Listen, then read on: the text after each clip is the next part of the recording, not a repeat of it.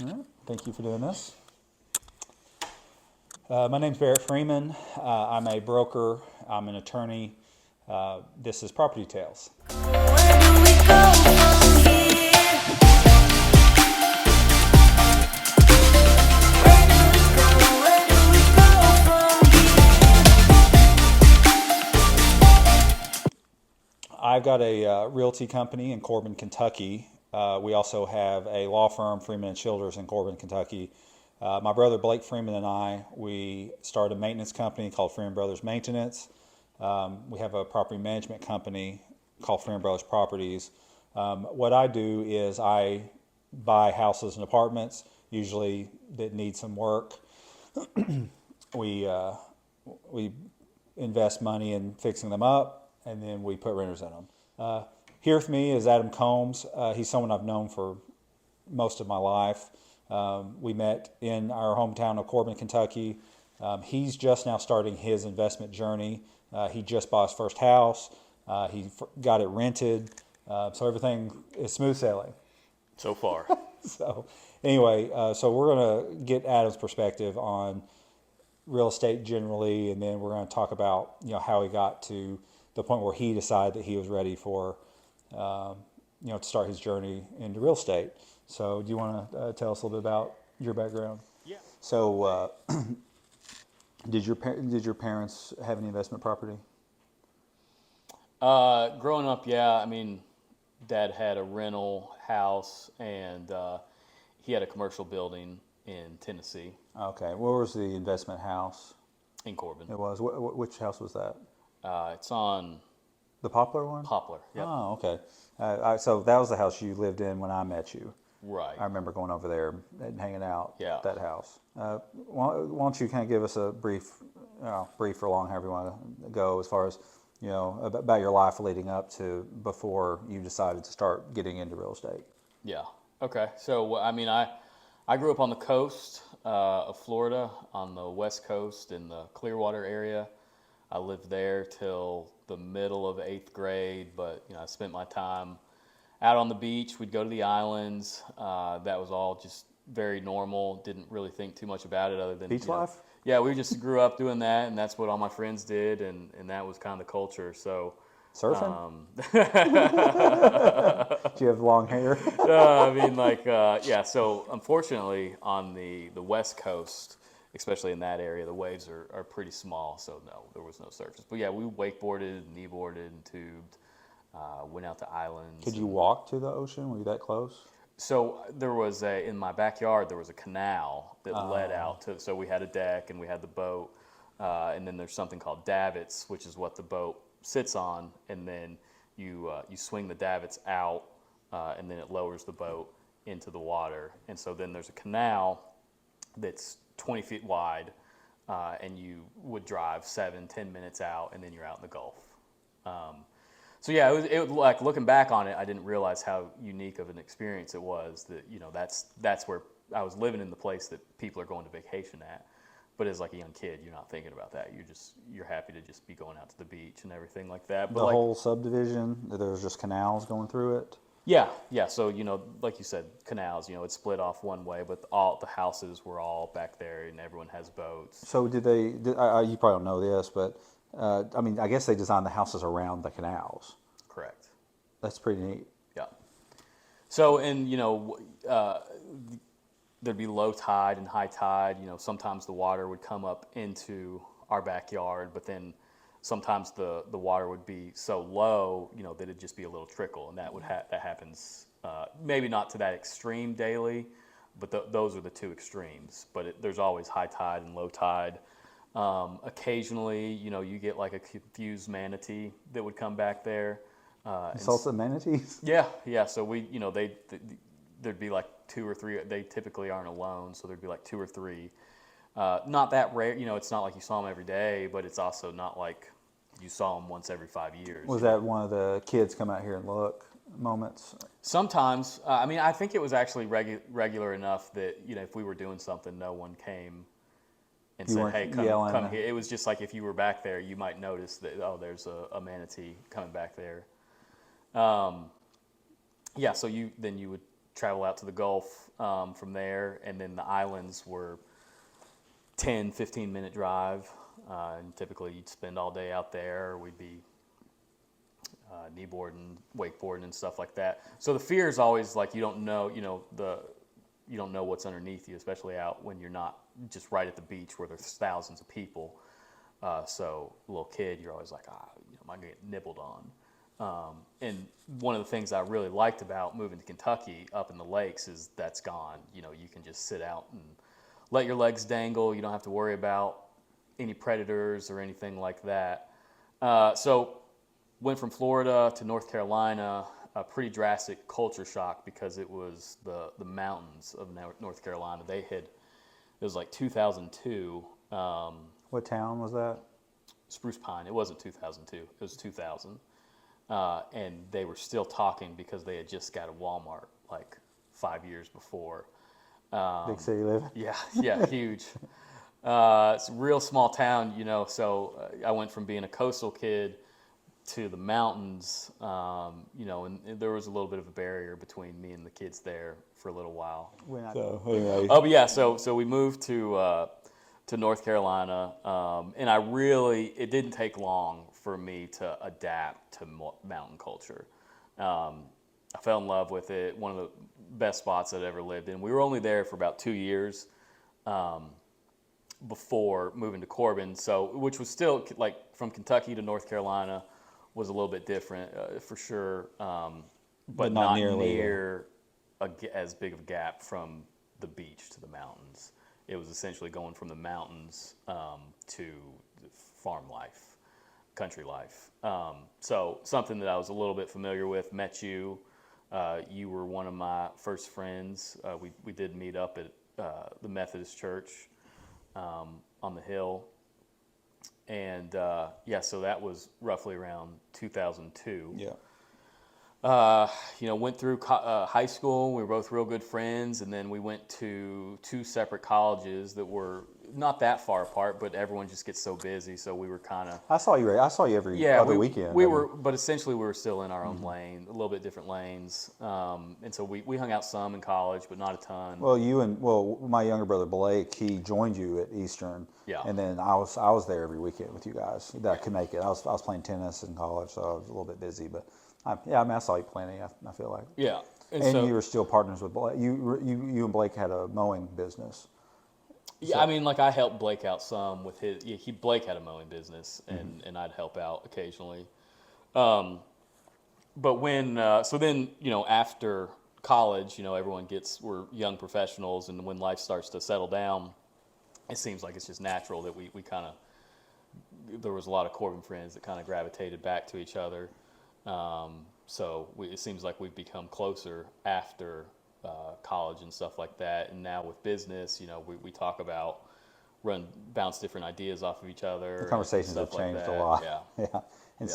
But we'll talk shows, but that's 1%. The 99% is money, business, stocks. We're quick to say, what are you investing in right now? What are you interested in right now? Is it something I need to be doing? That's 90% of our conversations more. Mm-hmm. So I think that's the way it should be too. At our age, we're in our mid-30s. We need to be making steps now so that we can hopefully retire and have passive income. So a little bit. I've not really gone to my background, so I guess I'll do that. Or did you want to? No, yeah. That's just a little window into who I am. Mm-hmm. I was born in Northern Kentucky. My dad was in law school at NKU, and he married my mom. She was up there with him, had me while he was in law school. Moved back to Corbin when I was 2, and then I stayed in the Corbin school systems all the way through high school. Played sports. You played baseball. I played tennis. And then I ended up going to Center College, and I played tennis for Center, and I really enjoyed it. I majored in history and had a business focus as well. Went to law school in Phoenix, Arizona, and then basically moved back right after law school to Kentucky, and I've been practicing law since 2011. And then once my brother graduated law school, 3 years after I did, as soon as he moved back to Corbin, we started buying property. That was 8 years ago, and we've had our heads down as hard as you can have your head. You have too. Just maybe different, putting your energies in different places. But I mean, we've been just trying to get our life set up. We've been starting real estate companies, trying to attack the real estate market as many different ways as we can. I make the joke a lot of times is I don't even have like chill conversations anymore. I mean, everyone I talk to is doing business with them, or they're someone that's mentoring me, or I'm mentoring them in some way. But it's just we're just adults now. We're getting older. For better or worse. It seems the direction that time's taking us. Well, I kind of glossed over my kind of background, but I'll be doing a lot of these, so people have opportunity to kind of fill in the pieces. So I forgot to mention we're actually recording from Louisville, Kentucky. This is where Adam actually lives now. So I actually made the drive up to spend some time with him and his daughter, and also to put this podcast on tape so that we can have it forever. So anyway, yeah. So I like you said, I went to EKU, and so in your 20s, you're in that young professional range, trying to figure out what you actually want to do. And my first job was at Sherwin-Williams for a few years, and I wound up in insurance. So I'm currently in a claims adjuster role for Progressive Insurance. And last year, me and Barrett started talking just about investment opportunities. I've been talking to him about it for years. I mean, but it takes a while. You just got to beat the drum, and it finally landed. So last summer, we started looking into things and just what all it would take. So I was asking him questions about where to start, and starting an LLC initially, and but the investment. You don't have any kind of business background. What was your degree at Eastern? Yeah, horticulture. So there was just like a lot of real low pressure conversations, looking at things that you guys had done. Blake and I started doing it in 2016. We just bought a few houses here and there.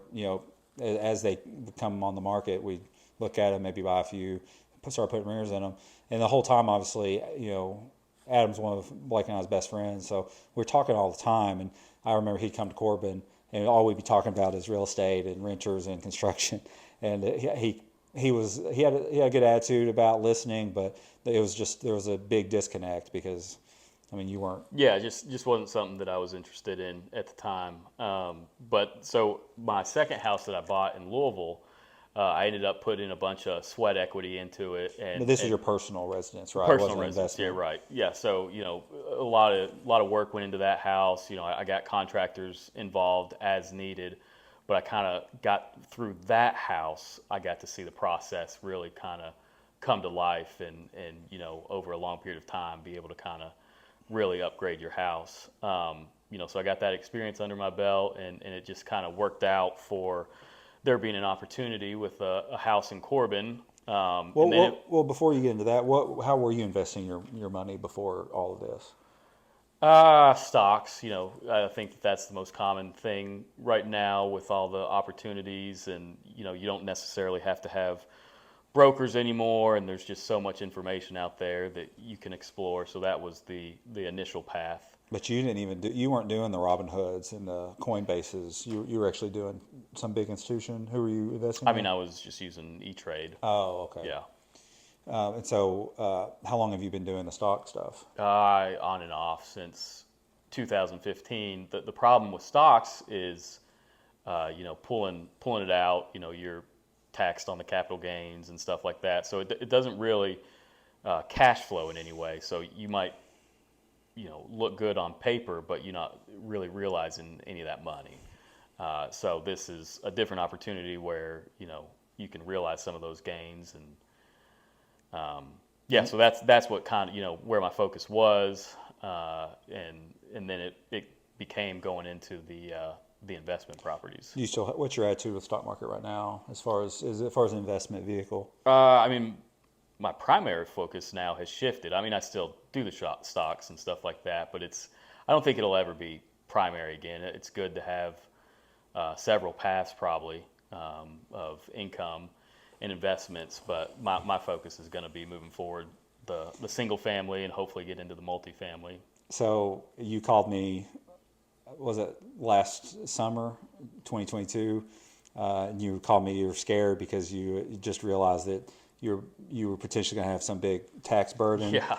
I don't even remember what happened. Yeah, What happened? there's just a unique way, like a little mechanism within my 401k uh, that I'm able to trade within, and some of the language that it looked like it was set up under was I was potentially going to have to. I had made some trades and was going to be responsible for some of those capital gains that were going to be significant. And so just kind of figuring out like how to offset some of that stuff. So the investment opportunity and learning how to have write-offs and stuff like that was potentially going to offset that.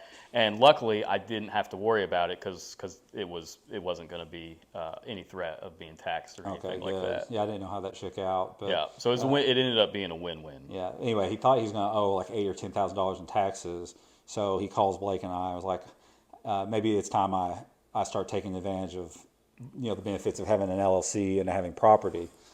So did you even drive down to Corbin to do your LLC? No, So yeah, no, I set it up. We got that taken care of, and then and he named his company AGC Holdings, which I think is an awesome name. yeah. Anything with holdings in it just sounds established from the beginning. So, could be a company 100 years old. So I was jealous of that name. AGC is his initials, which also that's kind of common, but he basically named your name when you start a company and you've got to name it. You're naming your child. I mean, this is going to be your business for. It'll outlive you. Sure. You've got Avery could run it one day. Your Yeah. daughter. So anyway, he calls Blake and I help him set up an LLC, which is super easy. If you guys ever have any questions on that, you can reach out to me, and I can. It's a really simple process. I'm not going to get into that process, but so he named AGC Holdings. So did you start looking for a house? I literally don't remember how you even found that house. So anyway, he wanted to. I have a management company in Corbin. He wanted to buy in Corbin because he did live there for a long time. You did have family there for a long time, but our management company's there, and the prices in Corbin are a lot cheaper than in Louisville. Oh, yeah. So those are the main reasons. The biggest thing is he didn't want to have to manage it himself because that is its whole other side of a business that's very complicated, time consuming, and you have your day job. I mean, you can't take calls all day from renters. Right. Yeah. So you decided on Corbin, and then once you decided you want to buy in Corbin, what was the process like? And to go back to your original question, I can't remember exactly how it was that we found it. It was more than likely it probably came from one of you guys. But we found the house and put an offer on it. What was your question? I remember how it was. A realtor just put a sign in the yard. It was on Zillow, but it wasn't on any of the MLS. Yeah. Like it was just almost like a for sale by owner. Blake and I wanted to buy it. Yeah. And so it was listed for $45,000. It was a single family house, like downtown Corbin. Blake and I walked through it, and it was in great. I mean, it needed everything touched, but the floors weren't falling in, the roof wasn't falling in. It had 4 walls. I mean, that you know, you never know with some of these rundown houses. But we just knew that if somebody put a little bit of money into it, they could rent it, you know, for enough money to make it cash flow. So Blake and I made an offer, and then I talked to you, and I said, you know, this might be a good first house. It was a little bit of a risky one because it was in such bad shape. And We had to overhaul it. And your only experience with renovations was your residence. Right. So yeah, it wasn't like just redoing the floor or doing some baseboards. I mean, there were several areas that we took down to the studs. You know, it was really rough on the entire house. But the obvious benefits up front was it was 3 bedrooms.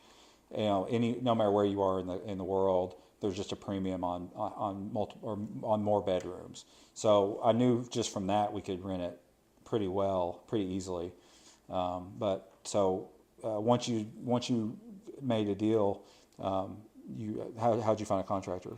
So I bought the house, or we put the offer in, they accepted it, but then the pressure was on because I had to figure out the financing end of it. And luckily, I already knew a contractor. I had a relationship with him and had worked, with him before on stuff, and so there was a little bit of implicit trust there. So that all fell together nicely. How did the financing work? The financing was surprisingly easy.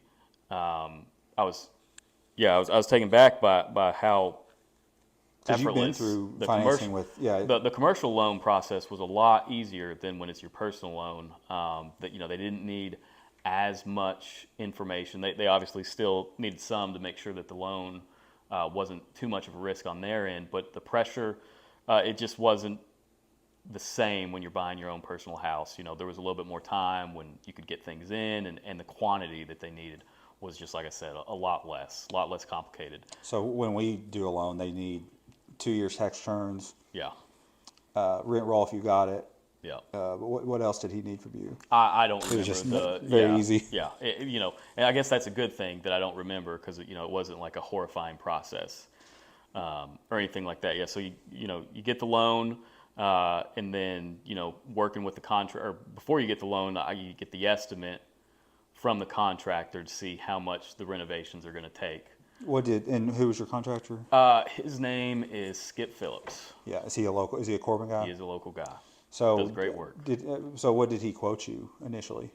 I think that our estimate was in the 70,000 range for the entire renovations of the project. Did you stay? And yeah, we ended up staying under that. He was great to work with. He did 80%, maybe 85% of the job. We had to subcontract out a few things. The roof, I used a guy for the roof. HVAC. There may have been a little electrical work that he couldn't get to, but he did the majority of it. I went down there and worked on it to try to save. So you get the $70,000, whatever your estimate is, and that's it. That's the money you have to work with. Yeah, you send that estimate to the bank and they give you $70,000. So if you think it's $2,500 to paint you've got $2,500 allocated to paint the house, and you spend $4,000. I mean, that just is what it is. You're going to end up, that excess money is going to have to be pulled from somewhere else, or worse, your own pocket. But the opposite is true. If you have $2,500 budgeted for paint, and you can cut that down, I mean, that's more money for accidents or just surprises. Yeah, something that you didn't think about. So in those areas where I could influence it and save myself a little bit of money, I'd make the long haul from Louisville to Corbin and go work on the weekends. It's about a 2.5 hour drive. But what you did do with that extra money is you put in a really nice kitchen. Right. And we've never done that with ours. The kitchen, bedroom number is important, but kitchen is the first thing people comment on when they walk in any apartment or house. And so Adam just like, well, I've made some room in my budget. I'm going to do, nice countertops. You did that big basin, sink, the farmhouse. The farmhouse sink, not higher end appliances. It was funny. I actually called Adam 2 days ago because I was walking through a house with another investor, and they wanted to know what are our options with a nice kitchen. And I was like, well, I've never put a nice kitchen in, so I called Adam and I was like, how much was your kitchen? So he's got that experience that I don't now, because we basically picked a kitchen design 5 years ago that was medium range budget, and we've not looked back since. I haven't designed a kitchen in 5 years. I know how much those cost though, but I've never done a nicer one. So that was a good thing about you coming down doing some of your own work. Yeah. And the kitchen, it came out fantastic. And I mean, he got his house rented in 3 weeks. One thing I do tell my buddies that are starting to invest too is the surprise factor. You do say, okay, I need $70,000. Most of the time you get in there and then, oh, well, that back wall is eaten by termites. We got to do the whole, there's $5,000, or, well, we got to redo the HVAC vents. That's $1,200. So Adam actually, you always hold your breath with these projects, because you don't know what's coming, but you actually had a lot of really good luck with this house. Yeah. The electrical panel had just been updated for whatever reason, and the furnace worked. Yep. So you budgeted $6,000, $8,000. Yeah, that I didn't have to spend. So that was a huge win. It's never happened in the history of investing. So don't count on that stuff. It's never happened to us once. Yeah. It's the opposite. They come in and say the HVAC can't be saved. Yeah. So also we're going to have to haul that off. That's another $500 on it. Well, yeah, and so because I think that we did have like roughly $6,000 budgeted for HVAC, and didn't have to spend near that amount. But the quote that I got was actually for 8,500. So I was going to have to spend an additional 2,500 on what I had allocated for, and like you said, it did work out in my favor, and I didn't have to spend the initial 6,000. But going back to kind of like what you were talking about, the surprise factor, one of the scariest things for me was, you think about, or you're trying to project out what your vision is for the house, and that you think you're going to be able to make a quality house, but you don't really know. I mean, maybe you can, maybe you can't. And you've never done this before at all. Not on that level. Like I said, I had experience like putting in a floor here, repainting the interiors of houses. A little bathroom work, maybe. A little bathroom work, but like nothing. I mean, like I said, complete overhaul, interior and exterior. So, but with everything, like when we put the new roof on it, there was that surprise factor that moves the needle more than you think. Of okay, this, we can get to the next step, because it feels like there's 1,000 steps, and that's not really true. Maybe there's 20 steps or something like that. But you don't really know that till you have a good successful one, and then it just looks so much better, and you can get to the next thing. So every time, like we would do the I remember specifically, like the roof made it look 1,000 times better, painting the exterior, and then putting the floor in, and then all of a sudden everything starts to come together, where you feel like you're just churning your wheels, and then you start to get a little traction, and you get excited, and you're like, okay, let's keep pushing. But the scary part is you don't really know, is this going to look good? I think it is, especially like you said, because I hadn't done just the complete, every piece of that house has been updated.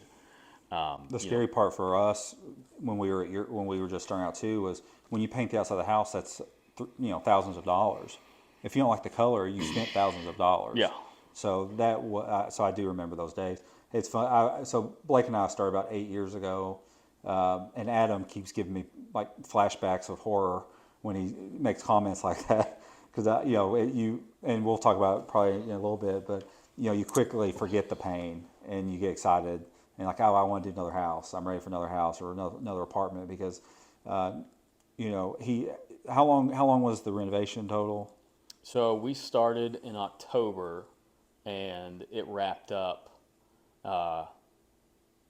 It was either late January or early February. I think we put it on the market March 1st. Yeah. And I think that was as early as we could. So it was probably, because you wrap up with your contractor, but then you kind of have to go in and clean it up. And I think I used your guys just to go in and clean it up. 5-month renovation. So, I mean, 5 Tom months. had to go take pictures of everything and do stuff like that. So, once the unit was done, so you decided to have us professionally manage it. What went into that decision? So I am in Louisville, and it's just not an option for me to try to have an arm down there and, I mean, people and try do the heavy lifting. Like I've got a busy job, and I can't worry about things outside of my job too much in the day. Right, so I wanted you guys to do the heavy lifting as far as marketing was really attractive to me. Like you guys I don't have that kind of reach in order to put that out there. So that was compelling. And then just the dealing with the minutia of whatever problem may present itself. I'm not going to be as available as a company that has employees where that's their only worry is to solve the problems for the renter.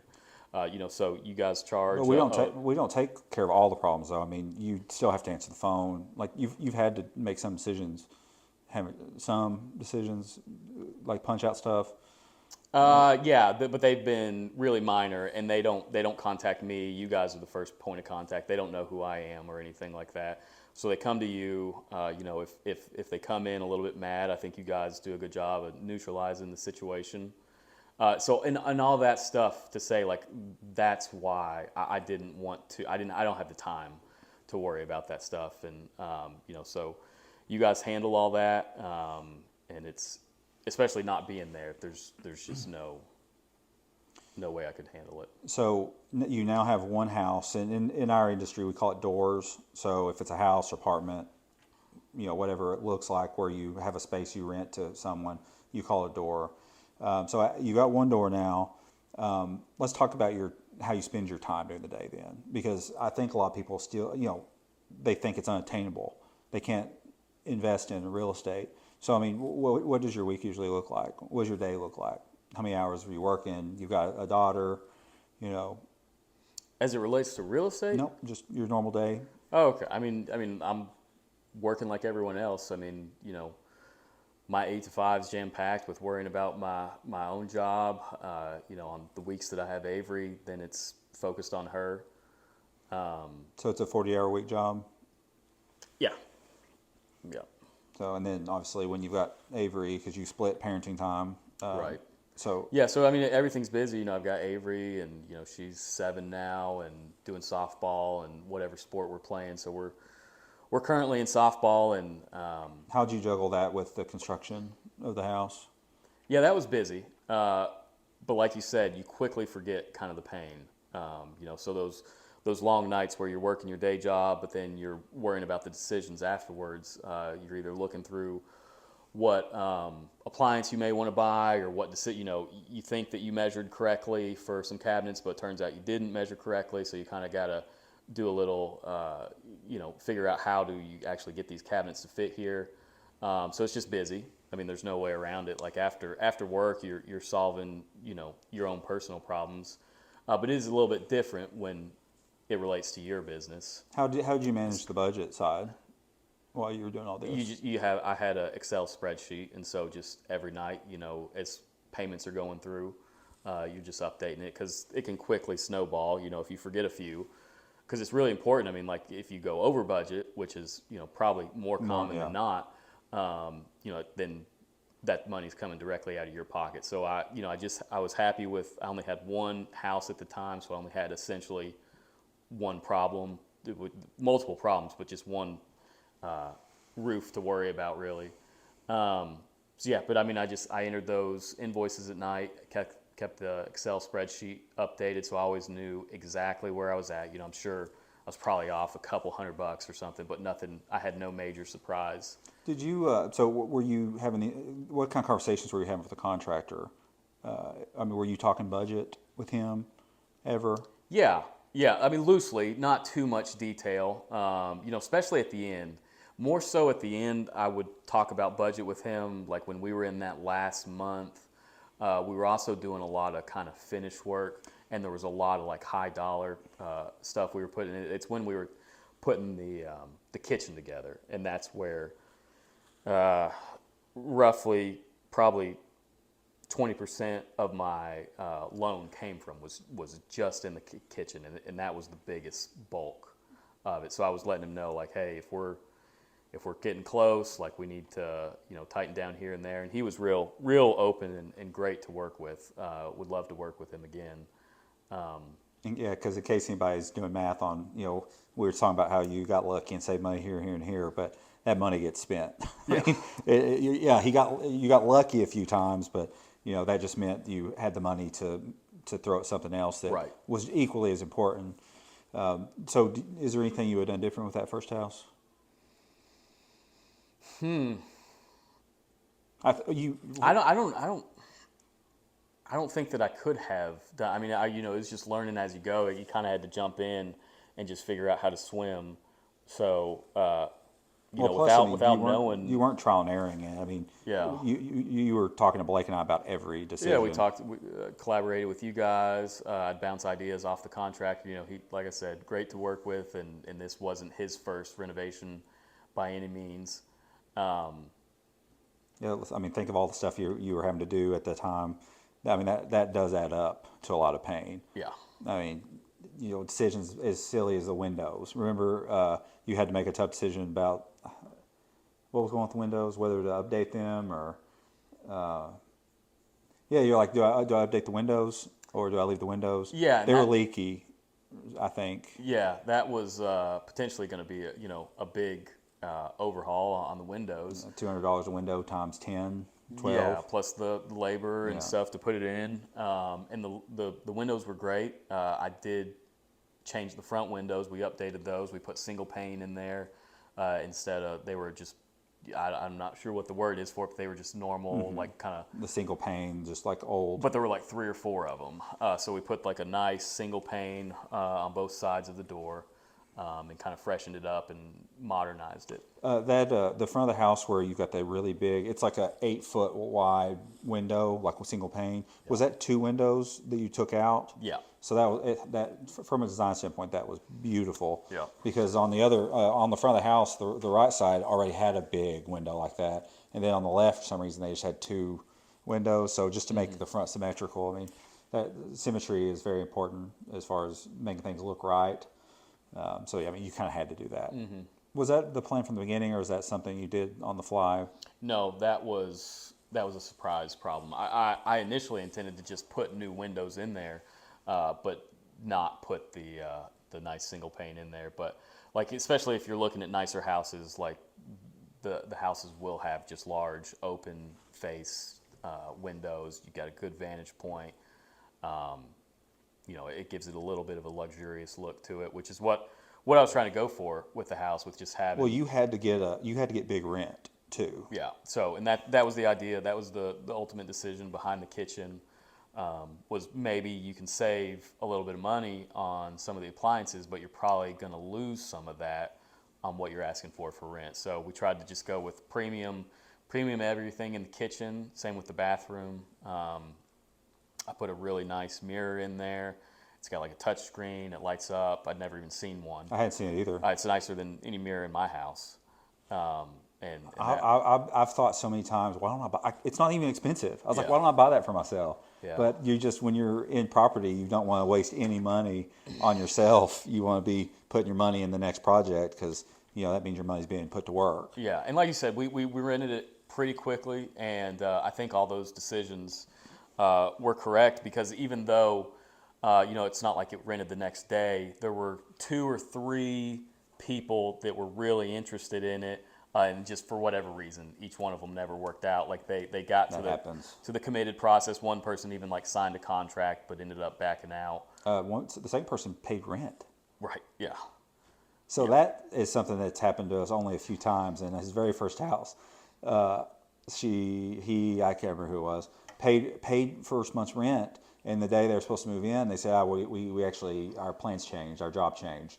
But they paid the rent. I mean, we kept the rent as the damages. So even though no one had lived in his house, he got rent for that month. So no wear and tear.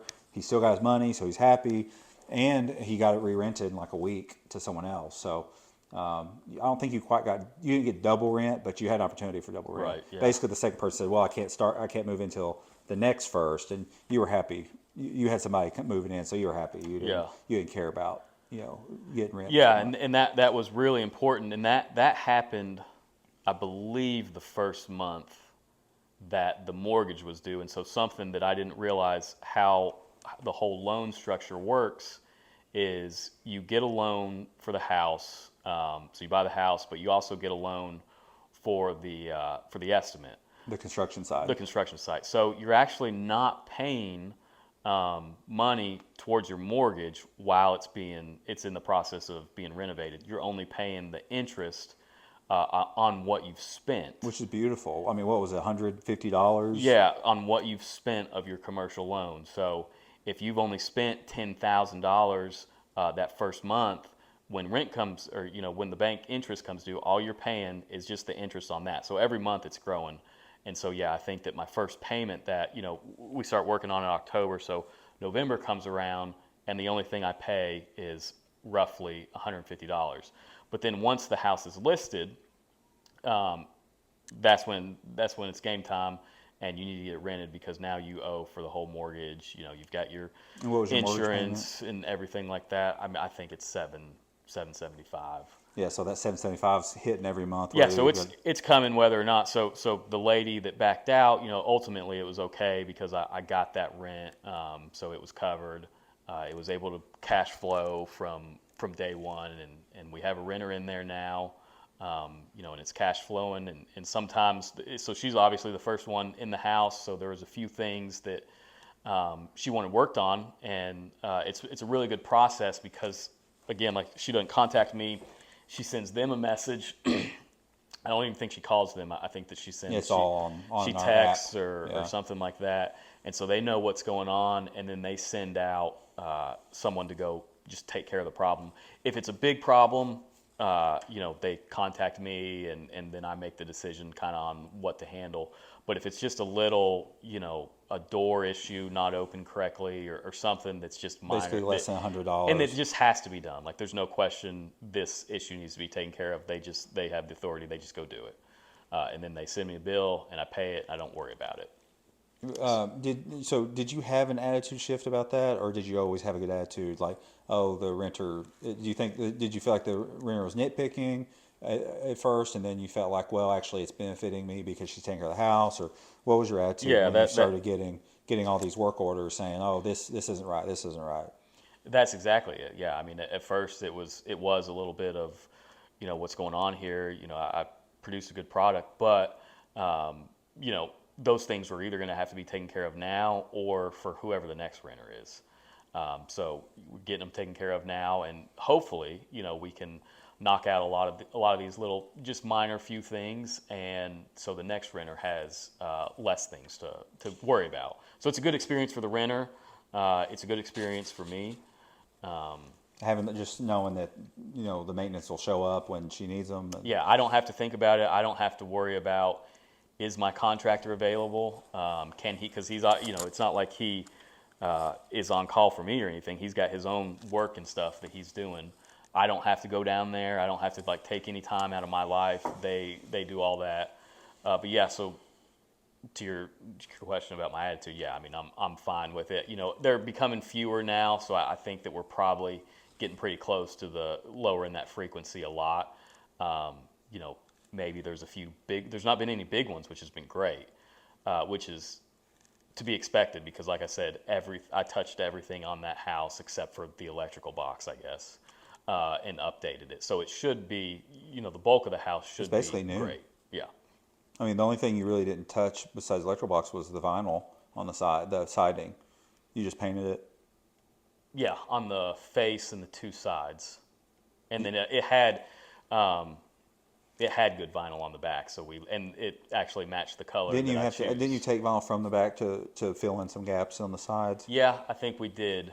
Which was a really good idea because no one can see that's a hill behind that house. Yeah, and those were a few of the wins. We had some extra vinyl for whatever reason, and there were a few just rough vinyl on the side. So, and it was kind of expensive, so we were able to steal from the back and put it on the sides. What kind of floors did you put in that house? Because that's obviously one of the big ticket items. Was it the vinyl planking, or did you do the engineered hardwood? No, yeah, it was the vinyl planking. So that's what we use with all of our stuff because it's life proof. You can clean it real easily. Pets, children are rough on it. It stays fine. I actually did you saw that video I did. I actually had this dog come in, and run around on it to show the floors are pretty tough. So what's next for you? Probably multifamily. I mean, hopefully. I'm not. We're still. I mean, we have conversations all the time where we're looking for anything really. You're limited by the deal, which is always the frustrating thing. Right. You could have all the money in the world, but if there's not anything for sale, but what are you gonna do? Yeah, I mean, best case scenario would be multifamily would be the next thing to get into. And so I tell Adam all the time, the reason multifamily is just so much. It's more efficient. It's one roof, even though it's multiple units, one roof. The HVAC system, there's multiple HVAC systems, but it's one location. Usually the plumbing's kind of one system, so it's a lot easier to manage. They're usually cheaper to build. So if you do a duplex and then another duplex, that's going to be more expensive than if you just do a fourplex. It's just more efficient for whatever reason and faster. So I always encourage people do multifamily. Try to stay away from the single family homes if you can. They're bigger, and that means more maintenance, so it costs more. And we're in the school of thought of we're trying to get positive cash flow every month. So after you pay the bank, your taxes, your insurance every month, you better be getting rent in that's more than that.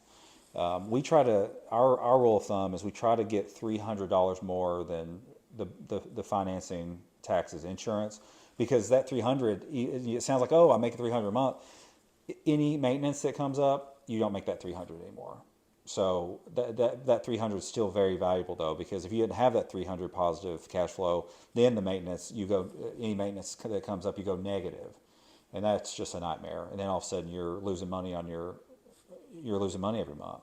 Are you keeping track of your cash flow right now, or are you just trying to get through the finishing touches of the work orders? I mean, I don't have like an Excel spreadsheet, if that's what you're asking Yeah, for. generally. Of that, no. How are you going to do your financing with your LLC this year? Are you doing QuickBooks? Yeah, I'll do QuickBooks. Have you already started doing QuickBooks? No, I haven't. Well, there is QuickBooks is free for certain levels of income.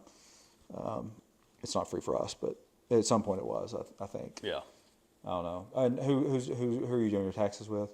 Roger West down in Corbin. Oh, okay. So he's done my taxes ever since I was really young.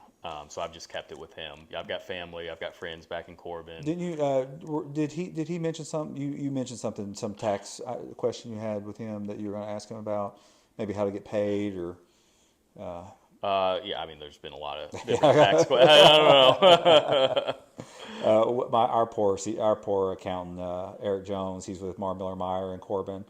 He's awesome. It's nice when you can actually text or call your accountant directly, especially in property, because the laws are changing every year, so you really got to pay attention. And something basic like, okay, well, we just got in $1,000 in rent to the LLC. How do I pay myself? I've been Barrett Freeman and Adam Combs. If you have any questions about real estate investing, buying, selling, management, or if you have a Can we pause on that? Because you're going to, when you do the outro, you'll probably zoom back out to both of us. So I was discretion. I was doing something dumb. So if you want to restart that. Sounds good. So this has been Property Tales. This is going to be a weekly podcast. We're going to try to do an hour or two a week, centered on topics of real estate. If you have any questions about real estate, buying, selling, managing, investing, or if you have an idea about how to attack or approach the real estate market in a way that I'm not doing now, I'd love to talk to you. Message me, message our company page. This has been Adam Combs. Very grateful to you for coming on and spending some time with me and putting your story out there to the internet. Happy to do it. Could be scary sometimes, but we keep it pretty light. So anyways, I appreciate you guys, and I'll see you next time.